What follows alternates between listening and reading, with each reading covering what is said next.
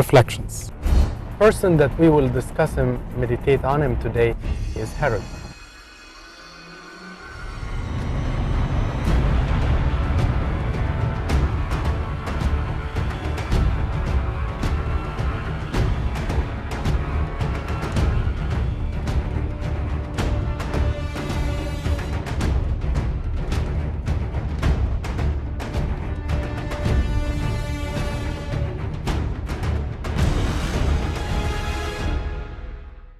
He is not a character that's loved in our church. He was the king or the ruler of Bethlehem at that time.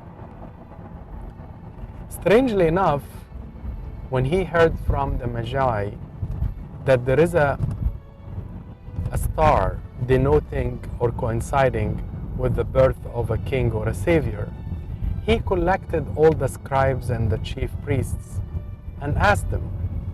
And when they replied that there is actually a prophecy saying in Isaiah that you, Jerusalem, or you, Bethlehem, you are not the smallest among the towns of Israel, because from you there will be a savior and a king will emerge. Rather than he takes the opportunity and say, wow, a king will be born here and he's going to be a savior, and let me embrace him and let me take him under my wings, let me make him come to my throne and my palace.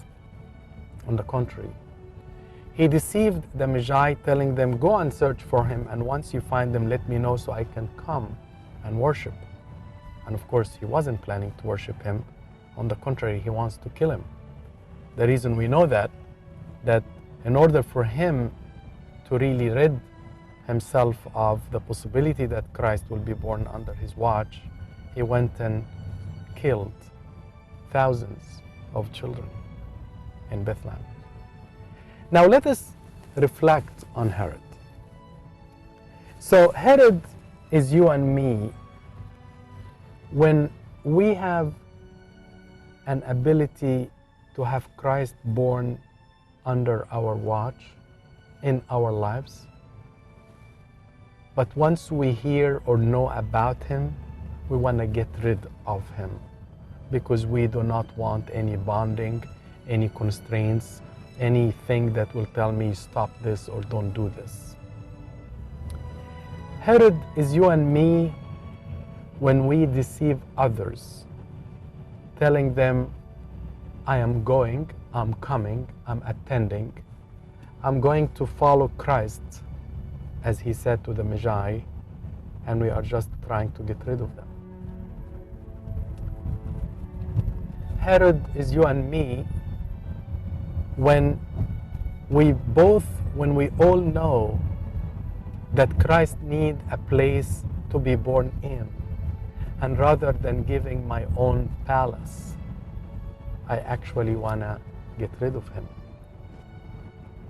Herod is you and me when I hear that there are certain dogma, clear facts are in the Bible and in the church, and rather than embracing them and knowing them and believing in them, I detest them, I ignore them, I say I don't want to believe in them. That's exactly what Herod did. Herod was told that there is a prophecy in Isaiah. He was told that in this town there will be a savior and a king. And rather than believing and embracing, you know what he did. Herod is you and me when we go and perform crimes, hurting each other and hurting others, and we are thinking we are doing the right thing. Herod is you and me when I have the ability to learn from people like the scribes and the high priests, and rather than I learn and do the right thing, I learn but I do what I like. Herod will always be remembered as the person in charge of the massacre of the children of Bethlehem. Herod will always be remembered that although he was a ruler and a king, he did not allow the King of Kings to rule in his own town. What I am going to be remembered of. You and I one day will be gone. But would Christ remember that we gave him a place in our home? That we did not rid our lives of him? That we did not deceive people telling them, go and all will worship Christ? We did not deceive God by claiming we are coming to worship him. But Herod wasn't planning to worship. He was planning to kill. This was another reflection on another person around Christmas time. I hope you think of yourself and your life, and who are you around the manger. Reflect and think, and don't let Christmas time go by without knowing who you are and what you want to be. Because the time will go by and hopefully none of us will be Herod. Until next time, have a blessed time around Christmas. God bless. Thank you.